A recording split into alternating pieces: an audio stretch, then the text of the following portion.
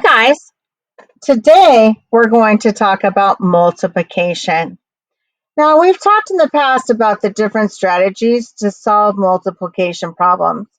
So this is our anchor chart that helps remind us how different strategies that we can use to solve. It doesn't matter which strategy you use to solve as long as you're using one. So let's just remind ourselves what the strategies are. One strategy is to make groups, such as 3 times 4 is 3 groups of 4. I can make 3 groups, draw 4 circles in each group, count them, and I can get the number 12. Now, guys, the one thing I need to be careful with this on is that I don't make my little dots inside each group so small or so close together that I have a hard time counting them. I want to make sure that they're very pronounced and so I'm able to count them. Another strategy that I could use is to make an array. So here we have 3 rows of 4. So I have rows going this way and the columns are going down, which is my 4 columns. So if I do 3 rows of 4 in each row, I can count them and I can get 12. Now this again, I have to be careful with my model because if I'm drawing or if I'm modeling the array so small that I can't count, it's going to be difficult for me to get the correct answer. Or if I put my columns too close together, then I'm going to mix myself up. I want to make sure that my rows and my columns are away from each other, but then that the circles are big enough for me to count. Another strategy that I could use is repeated addition. So I could just add 4 3 times. So I can just count it out and then I can use touch math. So 4, 5, 6, 7, 8, 9, 10, 11, 12. So that's kind of easy.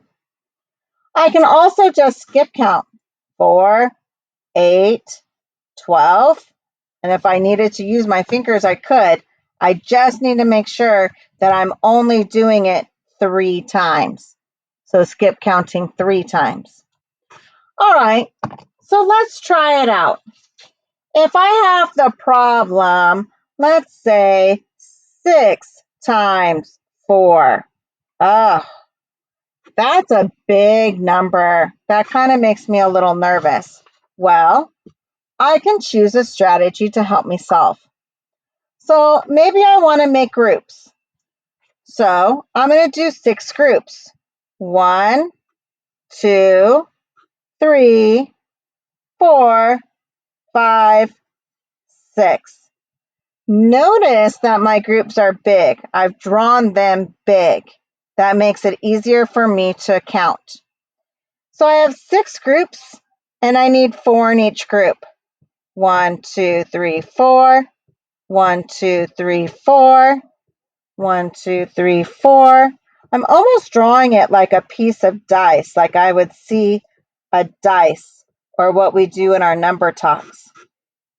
So now that I have 4 in each group of 6, now I'm just going to count them.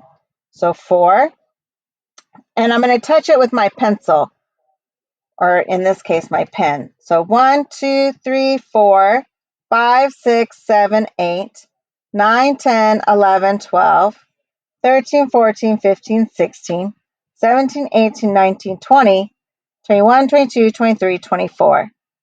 So 6 times 4 is 24. Great job. Now let's try another one. Now let's do 8 times 3. I know sometimes those 8s are a little scary, but you know what? They're no match for me. I can do it. I can just choose a strategy to help me solve. So maybe I want to make an array. Let's try it. I need 8 rows. So I'm just going to draw 8. 1, 2, 3, 4, 5, 6, 7, 8. Now I'm going to draw 3 in each row. So that's 1, 2, 3, 2, 3, 2, 3, 2, 3, 2, 3, 2, 3, 2, 3, and 2, 3. Here's where I want to show you where arrays can go badly wrong. This is one of my favorite no's. Watch what happens. I'm going to draw 8. Okay, I drew 8. Now I'm going to draw 3 rows of 8.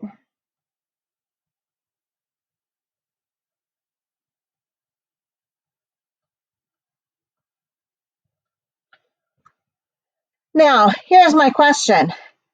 Is this easy to count? No, I'm going to have a really hard time. My rows aren't even.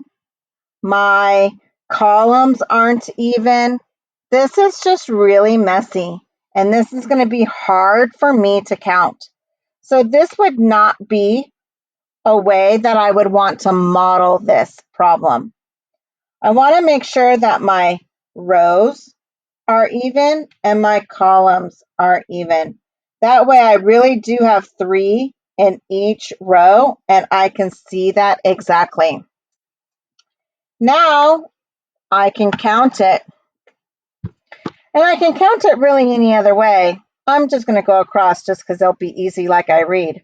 So 1, 2, 3, 4, 5, 6, 7, 8, 9, 10, 11, 12, 13, 14, 15, 16, 17, 18, 19, 20, 21, 22, 23, 24. Huh.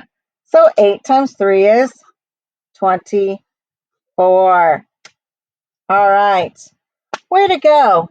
Now it's going to be your turn to try using a strategy of your choice.